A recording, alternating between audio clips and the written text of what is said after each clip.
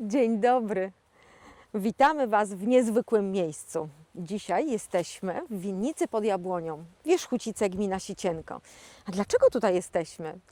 Bo chcemy Wam pokazać, jak się robi niezwykłe, medalowe wino i chcemy Wam pokazać ludzi z pasją, którzy to robią.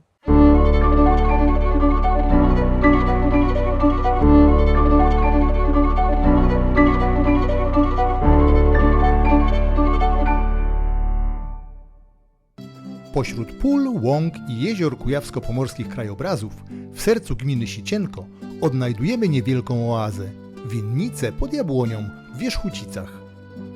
Wydaje się, że tu ziemia pachnie latem, a winorośl łapie słońce od świtu do wieczora. Właśnie tu dojrzewa historia, którą pisze cierpliwość i pasja. Jest w tym miejscu odrobina Italii, spokój jak w Toskanii o poranku, rytm pracy wyznaczony przez słońce i satysfakcja, gdy dojrzewa owoc.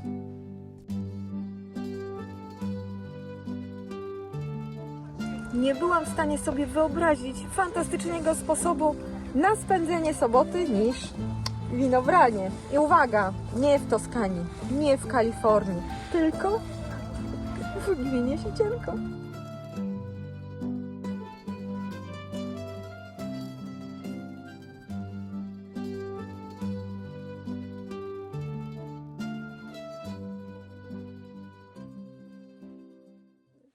Winnica pod Jabłonią, w której właśnie gościmy, należy do pani Agnieszki i Adama Białachowskich. I nikt piękniej o magii tego miejsca nie opowie niż jego właścicielka, pani Agnieszka. Pani Agnieszko, na czym polega fenomen winobrania w winnicy pod Jabłonią? Dzień dobry. Przede wszystkim fenomen winobrania polega na tym, że odwiedza nas bardzo wielu gości. Praktycznie każdy może przyjechać podczas tego dnia, pobawić się z nami. Zaczynamy wcześnie rano, więc trzeba wstać wcześniej, ale są to słoneczne dni. Wówczas każdy z gości dostaje odpowiednie narzędzia, nożyczki, rękawiczki, wiaderko. Puszczamy fajną muzykę i wspólnie wszyscy razem, zwykle bardzo licznie, zbieramy winogrona. Trwa to też nie za długo, około 2 godzin, wcześniej rano, dlatego że resztę dnia chcemy poświęcić na drugą część, bardzo ważną podczas przerobu winogron na wino, czyli wytłaczanie. A nasi goście po tym fajnym poranku wspólnie spędzonym na takiej aktywności dołączają do pikniku, który dla nich przygotowujemy.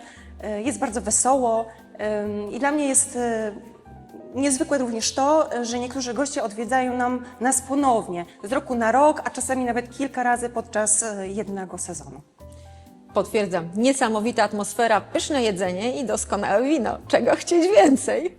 Jak się okazuje, winnica pod Jabłonią to miejsce, gdzie można spotkać wspaniałych ludzi, a powody, dla których przyjechali na winobranie, są zazwyczaj takie same. Na winobraniu w winnicy pod Jabłonią można na przykład spotkać panią Julitę. Tak, Pani zgadza Julito, się. co panią tu przygnało? Ucieczka przed domowymi obowiązkami sobotnimi, a tak serio, no to miłość do wina. Okej. Pierwszy raz jesteśmy na takim winobraniu w Polsce, bo kiedyś to bywało się we Francji. Dorabiało się, różne były powody pobytów tam, ale jakby tak, bardziej francuskie wzgórza znam, tu w Polsce pierwszy raz. Mamy 50 km, ale chciało nam się przyjechać, pooddychać świeżym powietrzem, poznać nowych ludzi. Na przykład nas. Tak. Słuchajcie, czego to człowiek nie zrobi, żeby nie odkurzać w sobotę rano? Przyjedzie do winnicy pod Jabłonią. Dokładnie, a potem nie będzie obiadu, bo będę zmęczona. Ale będzie bardzo dobre wino. Tak. I co jest fajnego na winobraniu? Na winobraniu można spotkać takich fenomenalnych, pozytywnych ludzi, którzy nam powiedzą, co tutaj dzisiaj robią. My dzisiaj szukamy w tej winnicy Włoch, Okej. bo wino to przede wszystkim Włochy, ale o winie to najlepiej opowiedzieć Giovanni. No, wiecie, wino to jest takie hasło in vino veritas, czyli w winie prawda. Uważam, że wino nadaje treść naszemu życiu i zawsze warto znaleźć ten czas, żeby zobaczyć, jak to wino jest, jak to wino rośnie, jak jest produkowane. To jest takie dla miłośników wina. Ja jestem wielkim miłośnikiem wina, więc zawsze wszystkich zapraszam, żeby każdy wziął kiedyś sekator i przyszedł pozbierać trochę winogron. Będzie miał jakiś malutki wkład w to wino, które stoi gdzieś tam w butelce na półce. A musicie pamiętać jedną rzecz, że to nieprawda, że winorośle zostały sprowadzone niedawno do Polski, czy nawet na ten teren, ponieważ tutaj winnice zakładali już cystersi, a oni byli tutaj sprowadzeni w 1256 roku. Czyli zobaczcie, powrót do korzeni po tylu set latach, coś niesamowitego. I dlatego trzymamy kciuki za winnicę pod Jabłonią. Słuchajcie, musi to być. Bardzo jest. trzymamy wszyscy kciuki. Ja jestem z najpiękniejszego miasta w Polsce i będę bronił jak niepodległości, czyli z Koronowa. Ja nie pochodzę z Koronowa, ale mieszkam tu 10 lat Ale go przekonałem, i że na tak jest. pewno będę z przyjemnością tutaj zawsze przyjeżdżam. Ale tak na koniec trzeba powiedzieć tak, słuchajcie, zmieniajmy te przyzwyczajenia Polaków, jeżeli chodzi o picie alkoholu. Wino się pije do rozmowy, do dysputy. Nawet jak się ludzie przy winie kłócą, to kłócą się łagodnie. Wódka powoduje to, że budzi się w nas zwierzę, a wino powoduje to, że budzą się czasami, ale to takie oswojone koty. Także pijmy wino. Przy takich dwóch gadułach naprawdę nie musiałam zadawać pytań. Mimo że to nie koniec Małgorzaty pogawędek przy krzaczku, dowiedzmy się, co dalej z zebranym winogronem. I po tym porannym zbiorze, jak mamy pełne kosze z kiści winogron, skrzyneczki te trafiają do takiej naszej wiaty, zadaszenia, gdzie następuje dalszy przerób. W pierwszej kolejności kiście owoców trafiają do takiej pierwszej maszyny młynko-trzypułkowarki, która jakimś tam magicznym sposobem wspaniale oddziela szypułkę od jagody. Jagody lekko ściśnięte, z odrobiną soku na skórce, pompą, wężem zostają przetransportowane do prasy. W prasie, jak już jest zapełniona, następuje wyciskanie soku z winogron. On sobie delikatnie najpierw spływa, później troszeczkę szybciej. W każdym bądź razie po tym procesie zaraz z prasy sok trafia do kadzi. Do wieczora staramy się zdążyć, aby wszystkie winogrona były już wyciśnięte, a sok w kadziach. I wtedy zaczyna się magia. Zanim jednak pozwolimy dziewczynom czynić magię, wróćmy do naszych sympatycznych gości winnicy. Ja powiem taką ciekawostkę w ogóle, bo pracuję w firmie, która między innymi jest importerem wina z całego świata. No i to między innymi z tego wynika moje zainteresowanie winem. Dużo tego wina zacząłem pić, no i dzięki temu troszkę o tym winie wiem. No i trochę żartobliwie, ale trochę tak można powiedzieć też pół serio powiem, że to są moje praktyki do wyjazdu do Chile. Mam dużo kontaktów w Chile, kilka winnic, które tam właśnie, z których importujemy wino. No i być może kiedyś tam się wybiorę. Także Fantastycznie. taka praktyka, można powiedzieć. Słuchajcie, nie dość, że praca marzeń z winami, to jeszcze bardzo proszę, A rekreacja. chcę tam pracować za darmo, po prostu tylko za łóżko i za jedzenie. Pojechać tam na 3 miesiące na takie, nie wiem, reset głowy.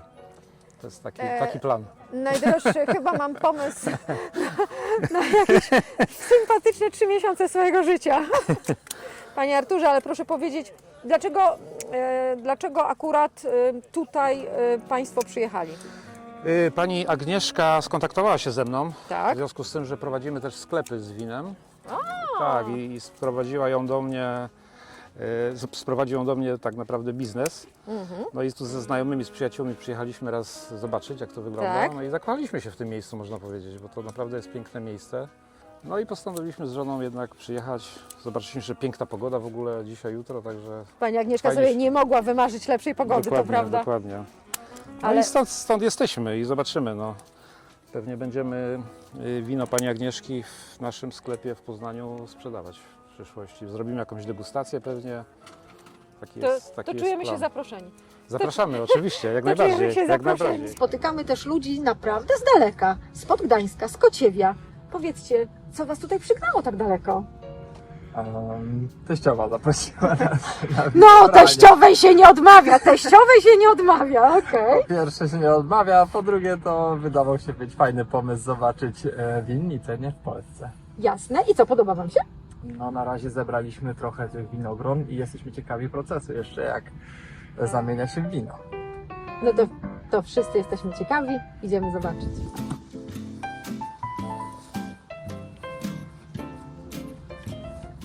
Spotkaliśmy dziewczyny z Bydgoszczy i mamy pytanie, co tutaj robią w takie sobotnie przedpołudnie?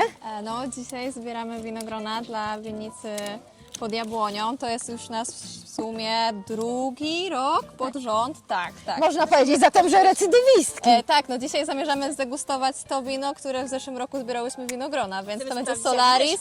Dostał nagrodę w tym roku, więc mamy nadzieję, że i tegoroczne dostanie. No dobrze, ale wróćmy do naszego wina, bo Małgorzata obiecała jakąś magię.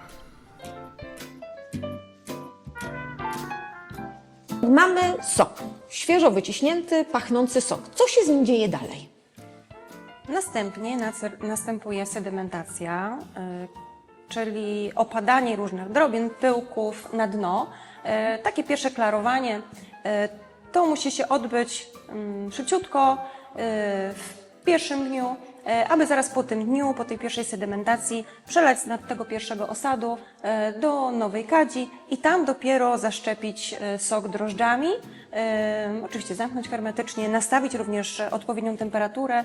Każda z naszych kadzi ma półautomatyczne sterowanie temperatury, w związku z czym mamy gwarancję tego, że wino powstaje w odpowiedniej temperaturze i możemy też ją zmieniać na różnych etapach produkcji. Trochę czekamy, ale również badamy. Tak? Przez cały ten czas dalszy wysyłamy wino na różnych etapach produkcji do laboratoriów, do badania. Również smakujemy i po około 10 miesiącach, czasem nawet roku albo dłużej, nasze wino jest gotowe. W winobraniu najbardziej ekscytującym momentem jest ten, kiedy nasze podniebienie może skosztować efektu magii, o którym opowiadała pani Agnieszka.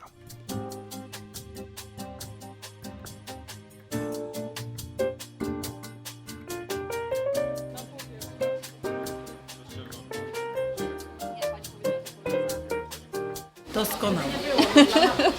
Proces, który pani przedstawiła, sok do kadzi, rok czekamy, sprawdzamy, kontrolujemy, degustujemy i butelkujemy, jest, rozumiem, ogólnie znany. Jak to się dzieje, że akurat wy macie tajemnicę powstawania medalowego wina, że wasze wina na wielu konkursach zdobywają nagrody? I gdzie tkwi ta tajemnica? Co możemy powiedzieć naszym widzom? Powiedziałabym, że się kierujemy prostymi zasadami, bliskimi nam i naszym wartościom. Przede wszystkim robimy to wino starannie i z sercem. Przykładamy się do każdej czynności, doglądamy każdej czynności, nie śpieszymy się, bo nie w każdej winnicy wino powstaje tak długo. Powiedziałabym, że w mniejszości. Myślę, że właśnie ci winiarze, którzy mają cierpliwość, którzy poświęcają swojemu winu czas i staranność, mają lepsze wina. I to się u nas sprawdza. Sprawdza się, bo tak na przykład jak rocznik naszych win z 2023, który właśnie kończymy wyprzedawać, był niesamowity. Zdobyliśmy wówczas 5 medali w konkursach polskich i zagranicznych, z czego jesteśmy niezwykle dumni. Praktycznie wszystkie nasze wina były docenione. W bardzo szerokim spektrum, bo w różnych miejscach. I tak jesteśmy najbardziej dumni oczywiście z medali chyba zagranicznych, bo to jest większa konkurencja zwyczajnie. Na przykład medal złoty na konkursie Piły w Niemczech zdobył nasz Solaris Oak. Srebrny medal Solaris Classic na konkursie Mówina na Słowacji. Zdobyliśmy również medale w Jaśle oraz w Duchowini, a także w Krakowie na Eno Expo za nasze różowe wino. My mamy osobistą satysfakcję, ponieważ w 2022 roku, w listopadzie, byliśmy na pierwszej degustacji organizowanej przez panią Agnieszkę właśnie tutaj, właśnie w tym miejscu. Pokażemy Wam z tego zdjęcia i już wtedy zachwyciliśmy się właśnie Solarisem. Do tej pory jest to nasze ulubione wino i proszę bardzo, mamy teraz potwierdzenie, że nawet specjaliści docenili Solarisa tak jak my i dali mu tyle wyróżnień. Usłyszeliśmy, co o Solarisie mówi jego twórczyni. A teraz spróbujemy zapytać sommeliera, prawdziwego sommeliera, jak on ocenia zeszłorocznego Solarisa, czyli te winogrona, które zbieraliśmy dzisiaj. Powiedz proszę. Solaris jest to szczep winogron, który bardzo dobrze udaje się w Polsce, a wyjątkowo świetnie udaje się w tej winnicy. Ale ten Solaris tutaj jest w winnicy pod Jabłoniem jest wyjątkowy. Słuchajcie, no jak go oceniamy? W krótkich słowach zasada oceniania wina jest następująca. Najpierw wino oglądamy, czyli używamy oczu. Co oglądamy? Oglądamy wino, staramy się określić jego kolor. No to jest powiedzmy kolor taki, nazwijmy go jasnosłonkowy. Co jeszcze możemy określić patrząc na wino? No, poziom nasycenia dwutlenku węgla, tak? No i osadowość. Tak, a w przypadku białych win ta osadowość jest tam znikoma, ale w przypadku czerwonych jest widoczna. Potem używamy nosa. Oczywiście zawsze zakręcimy troszeczkę winem w kierunku odwrotnym do wskazówek zegara. No i wąchamy to wino. Używamy nosa. Czasami warto zamknąć oczy, żeby skupić się tylko na węglu. No i co powinniśmy o tym winie powiedzieć? No, powinniśmy odczytać bukiet. Czy bukiet jest bardziej kwiatowy, czy bukiet jest bardziej owocowy. Jeżeli bukiet jest owocowy, to jakie nuty owoców są wyczuwalne? W Solarisie generalnie wyczuwane są nuty owoców białych. Tak? No i to jest nasze odczucie. Oczywiście, wiecie, zawsze warto trochę sobie poszukać jakichś swoich ulubionych smaków. Trzecim jakby etapem oceniania wina jest smakowanie. Wypijamy sobie taki łyk wina. Moja ulubiona część, mój ulubiony etap. No i teraz tak, co powinniśmy określić? Powinniśmy określić dwa najważniejsze parametry. Budowę wina i tak zwany finish. Co to znaczy budowa wina? Jeżeli bierzemy łyk wina do ust i to czujemy, że to wino jest takie jakby mocne, takie dosyć agresywne, czyli działa na nas tak dosyć w sposób taki agresywny, to mówimy, że wino jest mocno zbudowane, że wino jest o mocnej budowie. Jeżeli jest to wino czasami takie lekkie organizm, to mówimy, że to jest lekkie wino, lekkie wino. Solaris nie jest takim winem mocno zbudowanym, generalnie jest to takie lekkie, orzeźwiające, lekkie wino, idealne właśnie do picia w lecie, jak jest bardzo ciepło. Potem jest następny parametr, to jest finish. Co to znaczy finish? Jeżeli bierzemy łyk wina do ust i to wino wypełnia nasze tutaj wszystkie receptory, które mamy w jamie ustnej, to czy trwa to długo, czy trwa to krótko? Czasami bierzemy łyk wina i jakby przełykamy to wino i już tego wina nie czujemy. To wino ma wtedy krótki finish. Jeżeli wino czujemy długo, nawet już wypijemy to wino, przełkniemy to wino, ale jeszcze cały czas czujemy w receptorach to wino, to wtedy się mówimy, że wino ma długi finish.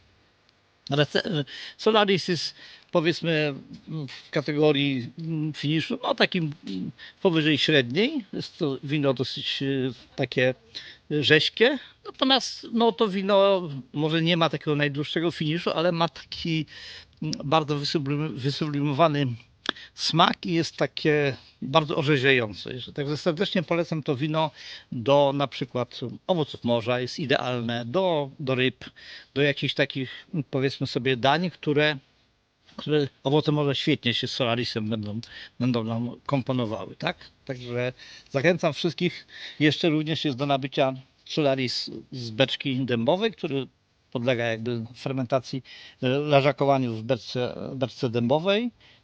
No on jest już naprawdę wyjątkowy. Słuchajcie, a tak naprawdę co to znaczy, że wino jest dobre?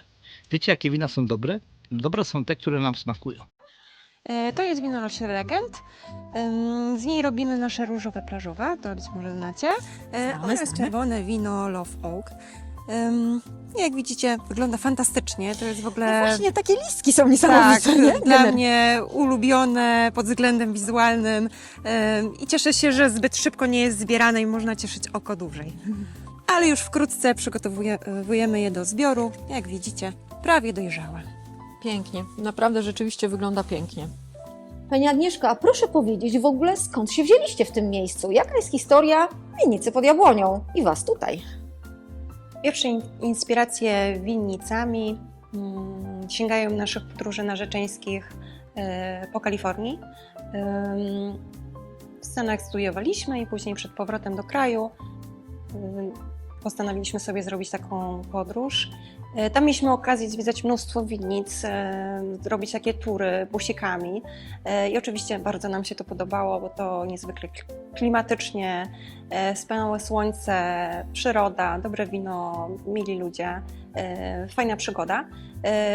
Ale nie sądziliśmy wówczas, że to jest możliwe również u nas w Polsce, w takim chłodnym klimacie, może wydawało nam się niesprzyjającym, ale jednak będąc tutaj z powrotem, mieliśmy okazję rozszerzyć teren moich rodziców, którzy uprawiali tutaj jabłonie, o piękny widok na jezioro.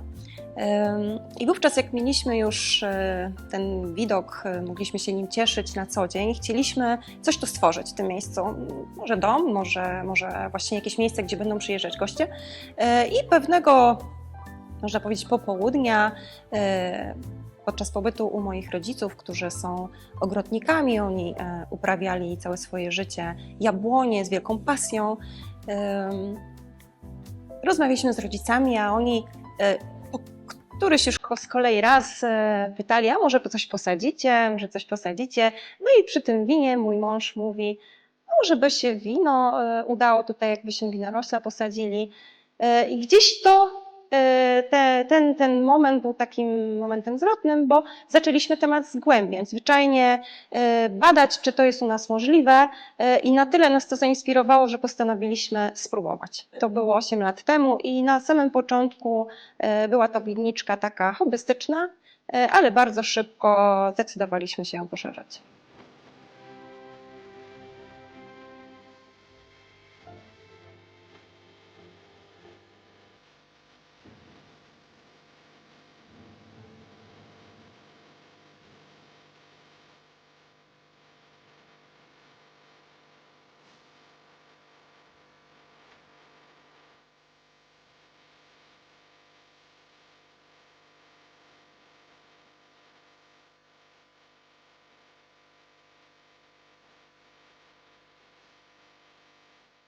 To są kadzie stalowe, w których następuje zarówno fermentacja, jak i stabilizacja wina. Większość win lekkich aromatycznych, które u nas wypijecie, od początku do końca powstaje w tych kadziach. To jest doskonały zbiornik. Część win pod koniec procesu produkcji trafi jeszcze do beczek nowych, dębowych, francuskich, które zostały specjalnie dla nas wypalone w francuskiej firmie Seguin Moreau. Niektóre wina, jak wspomniałam, trafiają do tych beczek. Chodzi tylko o taki ostatni szlif, aby nadać winu aromat dębiny, taką głębię, dłuższy posmak, wygładzić aromaty. Dlatego właśnie u nas dostaniecie zarówno wina świeże aromatyczne, które od początku do końca powstają w kadziach, jak i te z posmakiem dębiny. Winnica pod Jabłonią to nie tylko doskonałe wino, które z takim zapamiętaniem sobie pijemy, ale to również cała społeczność, którą zbudowaliście tutaj wokół winnicy i wokół Was. Możecie powiedzieć, jakie tutaj aktywności możemy znaleźć i gdzie Was szukać przede wszystkim?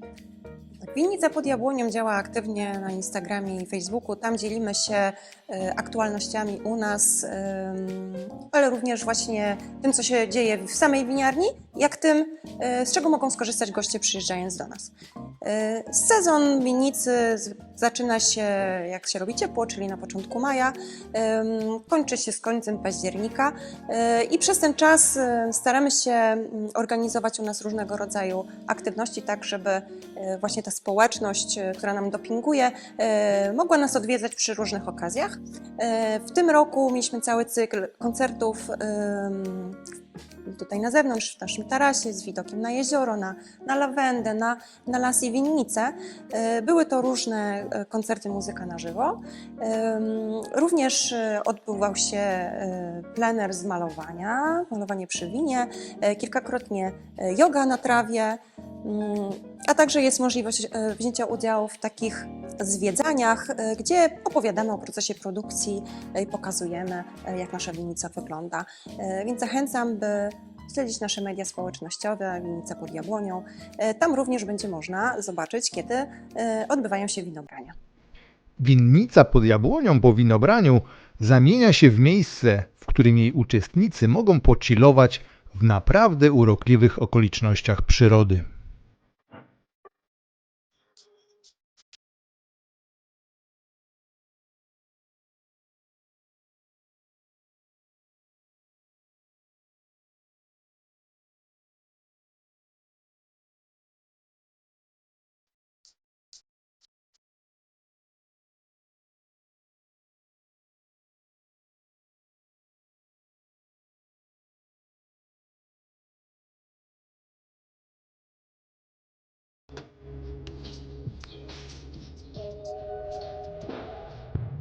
Zeszłoroczny Solaris będzie niedługo butelkowany. Pani Agnieszko, jak ocena? Jak ocena tego trunku? Solaris 2024 wyszedł fantastycznie. Wynika to z bardzo słonecznego lata. Mieliśmy wyjątkową pogodę w 2024. Wino zachowało aromaty moreli, jabłka i gruszki, a jednocześnie jest dosyć mocne, co wynika z wysokości cukru w soku podczas zbioru. Słuchajcie, a poza tym jest przepyszne, naprawdę przepyszne. A gdybyście się zastanawiali, skąd nazwa Winnica pod Jabłonią, no to tutaj mamy podpowiedź. Pani Agnieszko, o co chodzi z tymi jabłoniami? Jabłonie rosły tutaj od długiego czasu. Nadal jest ich całkiem sporo wokół winnicy. A to dlaczego? Ponieważ moi rodzice, ogrodnicy Grażyna i Alwin, uprawiali z wielką pasją jabłonie. A mój syn podchwycił ten pomysł, gdy wymyśliliśmy nazwę i nazwaliśmy ją Winnica pod Jabłonią, aby przedstawić taką ciągłość historyczną tego miejsca. Fantastyczny pomysł, słuchajcie. Zaraz spróbujemy też jabłuszka. Nie tylko wino, ale jabłuszko.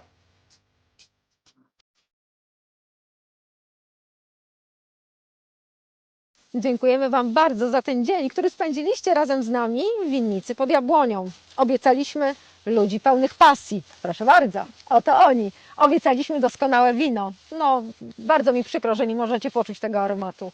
I jeżeli chcecie tutaj przyjechać, jeżeli chcecie spróbować tego wina, kontakt do Winnicy pod Jabłonią oczywiście wkleimy. Pani Agnieszko, zapraszamy. Serdecznie zapraszam. U nas zawsze dobre wino, zwykle fantastyczna pogoda, piękna natura i dobry humor. Zawsze. Słuchajcie, do zobaczenia w Winnicy pod Jabłonią. Pa!